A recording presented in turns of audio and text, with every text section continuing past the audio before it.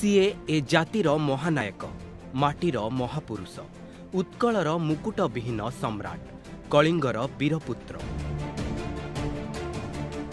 CA नुआ ओडिशार प्राण प्रतिष्ठाता, ओडिया जनजीवन रे जनाशुना जनप्रिय नेता, ओडिया स्वाभिमानर मूर्तिमंत प्रतीक। आधुनिक ओडिशार स्वर्णिम इतिहासर पृष्ठा जदि ओलटा जाए तेबे एमिति कोनोसी क्षेत्र नथिबो जेउठी बिजू बाबूंक त्याग ओ अवदानर स्वाक्षर नथिबो।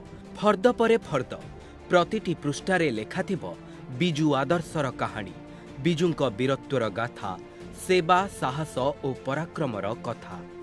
सर्वमान्य नेता भावे खाली ओडिशारे नुहे सारा विश्वरे विदित थिले बिजू पट्टनायक। आमे ओडिया, आम भाषा ओडिया, आम जाति ओडिया, आउ आमे ओडिशार संतान।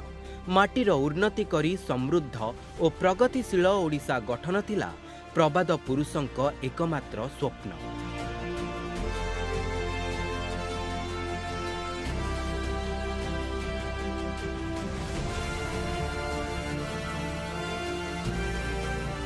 ओडिशार शिल्प विकासर कथा आसिले बिजू बाबूंक अवदान आगरे मथा नत करे ए माटी।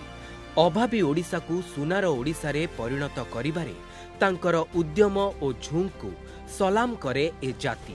नारी सशक्तिकरण एवं राजनीति रे महिलांक योगदान और संरक्षण को गुरुत्व देउथिले दूरद्रष्टा तथा शताब्दीर पुरुष बिजू पट्टनायक। जणे खांटी ओडिया हिसाब रे ओडियांक पाई प्रति मुहूर्तरे लढ़ई करुथिले बिजू बाबू, जहा आज बीजेडी पाई ऊर्जा साजिछि।